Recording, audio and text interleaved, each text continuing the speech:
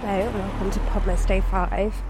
I am recording on my way to get my eyebrows threaded, which is kind of on topic because my latest Instagram post, was all about hair removal and how hairy I am, and the parts of my hair journey that I'm happy to remove and the bits that I'm not. So I am so committed to keeping my eyebrows in tip-top shape. I feel like it's one of my favourite acts of self-love is to get rid of the monobrow and shape them. I don't know, it's just like wearing makeup. I love it. Anyway, this isn't about hair. This is today's prompt, which is I am because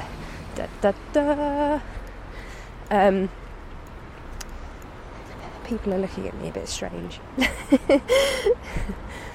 It's really awkward when I'm recording and there's someone ahead of me who's walking really, really slowly.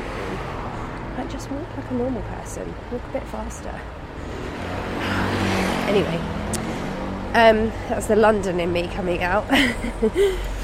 So I guess it's probably a good time to talk about why I'm vegan, which for those of you who listened to Podmas last year, that episode was one of the most downloaded episodes and remains in the kind of top What She Said episodes. And I think it's because people really want to know the reasons why anyone's vegan. So, yeah, I mean, it's always a bit of a controversial topic, and I remember that I was a bit nervous to record it last year, and I did a lot of prep and made sure that I offered a really balanced view, and I didn't record it completely off the cuff. It kind of went hand in hand with a blog post. But this time I am recording off the cuff. That's not a word. Anyway, so why I am vegan? I am vegan because, number one, I don't believe there's a humane way to kill any animal. I'm sorry to say it, even if they were raised in a beautiful free-range farm with lovely grass and they're allowed to roam free. I don't believe that killing them is necessary or humane. And that's probably the most controversial in a sense, because I know that people will get upset with me about that one. But that's just what I believe, and I certainly don't judge anybody else who chooses to eat meat. Number two is about the environmental factors.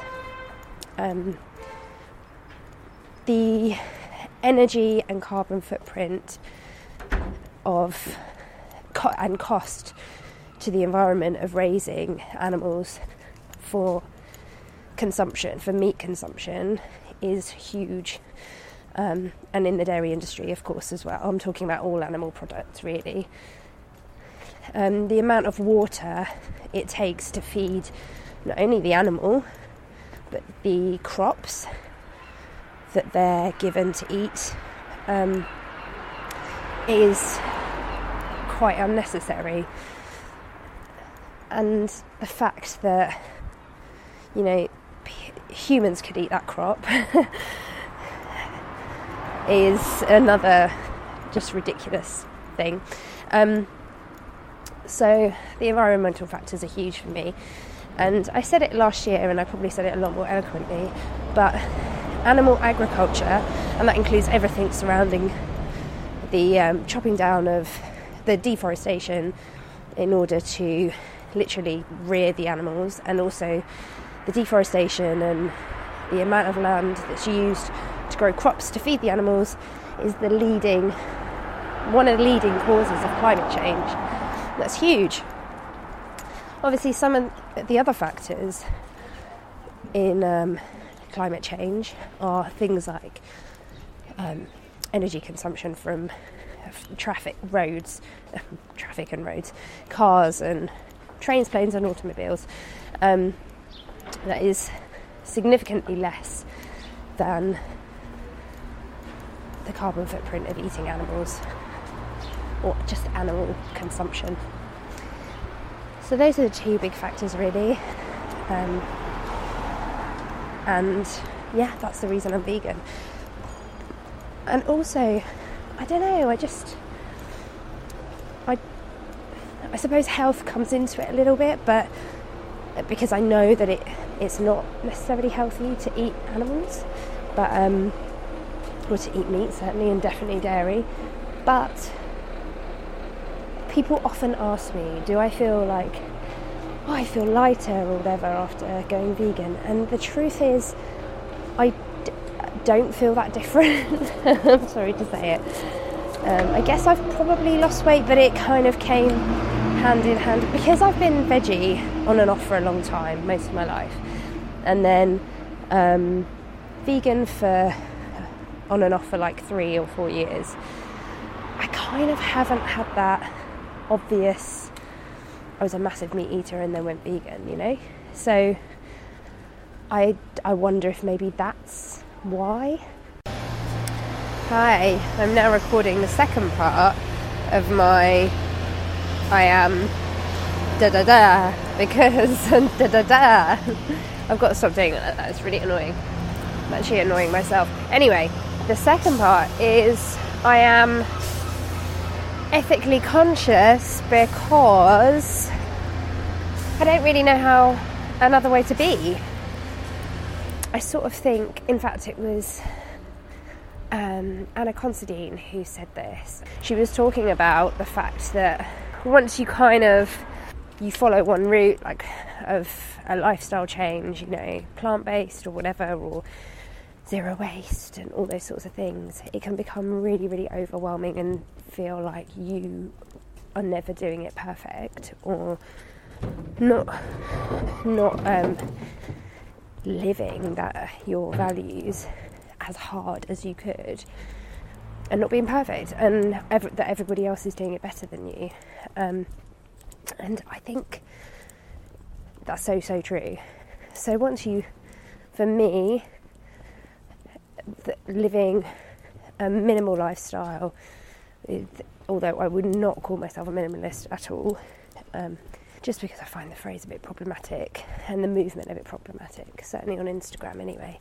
But the reason that I'm ethically conscious, which is the umbrella term for everything that I am, vegan, plant-based, minimal plastic, low impact, the reason that I live that lifestyle is because once you learn something, once you see something, you can't unsee it, if that makes sense. And I've just always intrinsically been that way my whole life. My mum even points out things that I used to do when I was a lot younger. So that kind of was always my these were always my values, if that makes sense. But I just took a really long time to step into them, just purely because, I mean, the world, we're in a capitalist world, so it's really hard, especially as a young person, to step out from that capitalist world and buck the status quo. So I'm not judging my former self. I'm being kind to me. But now I've seen all the things that I can do, and I can do easily, I kind of can't unsee it. So that is why I am ethically conscious. And why I try and encourage other people to be that way too.